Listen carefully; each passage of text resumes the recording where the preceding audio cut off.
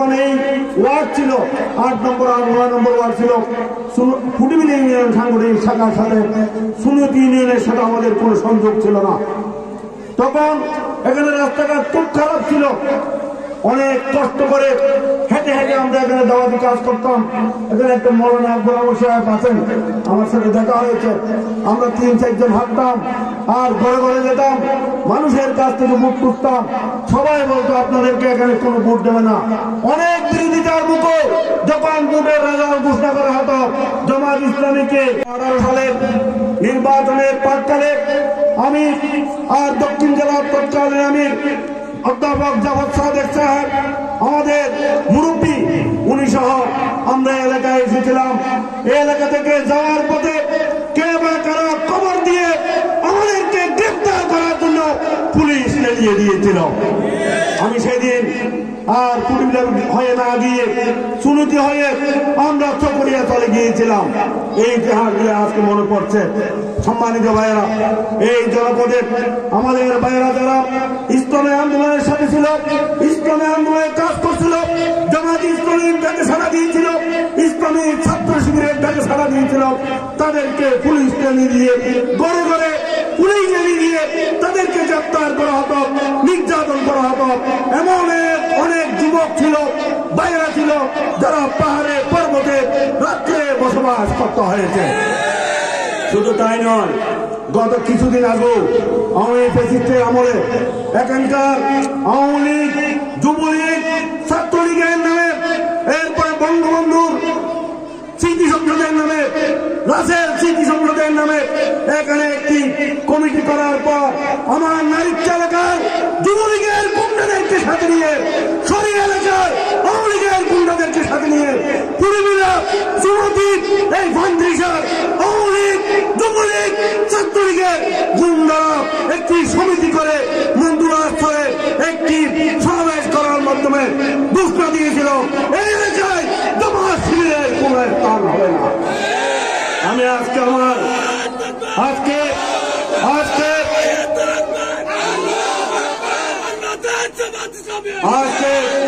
আমার বন্ধুদেরকে আমি বলতে চাই, প্রিয় বন্ধুরা, তোমরাও রাজনীতি করেছ, তবে তোমাদের রাজনীতি হচ্ছে বস্তা পোষা রাজনীতি।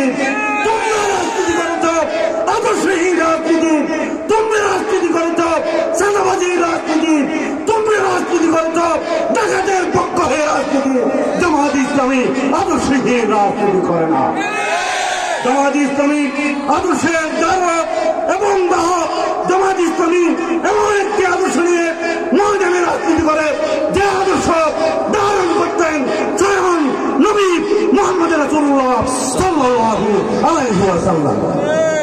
অতএব তোমাদের ষড়যন্ত্র, তোমাদের পুলিশি নির্যাতন, তোমাদের নিপীড়ন আমাদের ভাইদের বিরুদ্ধে মামলা জামাত ইসলামের কর্মীদেরকে দমিয়ে রাখতে পারেনি। আজকে জামাতের যুবকর্মীরা কি করছে, কি দেখাচ্ছে, তোমরা এসে দেখে যাও, তোমরা সাথে দেখে যাও জামাত ইসলামী কি করতে চায়, এই বাংলাদেশকে কিভাবে সাজাতে চায়। আমাদেরকে পাহাড়ে পাঠিয়েছিলে আর তোমাদের নেত্রী ভারতে পালিয়ে গেছে। আমরা তো 1 কিলোমিটার পাহাড়ের মধ্যে লুকিয়েছিলাম। তোমাদের নেতারা আজকে যখন তোমাদেরকে নেতাদেরকে খুঁজতে যায়, পাহাড়ে, পর্বতে, নৌকায়, কলা পাতায় তোমাদেরকে খুঁজে পাওয়া যায়। অতএব এই ভাইয়েরা যারা এই কাজ করেছিল গত 1 মাস, তারা আবার তৎপর হয়েছে। আপনারা মনে করেছেন আমরা এখানে আপনাদেরকে কিচ্ছু করিনি আর করব না। আমরা চাইছিলাম তোমরা জুলুম করেছ, নির্যাতন করেছ, এর বিপরীতে আমার এলাকার সন্তান হিসেবে তোমাদেরকে আমরা কিছু না করে তোমরা ভালো হয়ে যাবে এটা আশা করেছিলাম।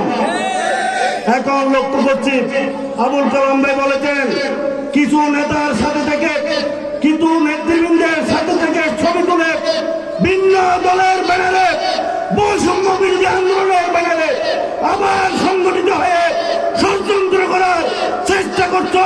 কোথায় কি প্রয়োগ করছো আমরা দেখেছি, আমরা জেনেছি। খবরদার, আগামী রাজনীতি জামাত ইসলামী কোন ষড়যন্ত্রকারীকে এখানে সুযোগ দেবে না, সুযোগ দেবে না ইনশাআল্লাহ। এলাকাবাসীকে বলতে চাই, প্রিয় এলাকাবাসী, ভাই বোনেরা, মা চাচা, আপনাদের প্রতি আবেদন, আগামীর বাংলাদেশ হবে একটি নতুন বাংলাদেশ, আগামীর বাংলাদেশ হবে একটি সুন্দর বাংলাদেশ, আগামীর বাংলাদেশ হবে একটি উর্বর বাংলাদেশ। আর এই সেই নতুন বাংলাদেশের নেতৃত্ব দেবে বাংলাদেশ জামাত ইসলামীর আমির ডাক্তার শফিকুর রহমান। সেই উর্বর বাংলাদেশ গড়ে তুলবে জামাত ইসলামী আমির ডাক্তার শফিকুর রহমানের নেতৃত্বে বাংলাদেশের নাগরিকরা, বাংলাদেশ প্রিয় জনতা সেই জামাতের আমিরের সাথে মিলে বাংলাদেশকে একটি সুন্দর বাংলাদেশে, উর্বর বাংলাদেশে, উন্নত বাংলাদেশে রূপান্তরিত করবে ইনশাআল্লাহ।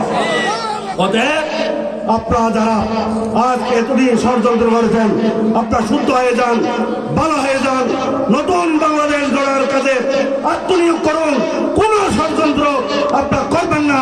অনুরোধ করছি, ষড়যন্ত্র করলে এ দেশের মানুষ কিভাবে সাহায্য করতে হয় আপনার নেত্রীকে সাহায্য করার মধ্যে দিয়ে শিখে গিয়েছে। এখান থেকে গিয়ে এখানে এসে হুঙ্কার দিতেন, জমা শিবিরকে খুঁজতেন, আর তার সাথে এখানে জয় বাংলা স্লোগান দিয়ে কিছু যুবক ছিল, আমিনুল ইসলাম আমিনের নামে কিছু ছিল। আবার তারা মাঝে মধ্যে আমাদের বন্ধু সংগঠনের সাথে তাদেরকে দেখছি, আপনার থাকেন, আমাদের অসুবিধা নাই। কিন্তু বন্ধু সংগঠনের সাথে থেকে বৈষম্য বিরোধী আন্দোলনের সহকর্মী হিসেবে আপনারা আল্লাহর রাস্তে সুন্নত ইউনিয়নের এই অঞ্চলকে আপনারা আবার অগ্নিগিরিতে রূপান্তরিত করবেন না। আমরা এই এলাকার জনগণ, এই এলাকার যুব সমাজ, এই এলাকার ছাত্র সমাজ, জামাত ইসলামী বৈষম্য বিরোধী ছাত্র আন্দোলনের সাথে সম্পৃক্ত সকলে মিলে শুধু আওয়ামী লীগের প্রেসিডেন্টকে বাদ দিয়ে আমরা হাতে হাত থেকে কাঁধে কান মিলিয়ে এই অঞ্চলকে গড়ার জন্য আমরা কাজ করতে চাই। আপনাকে রাজি আছে?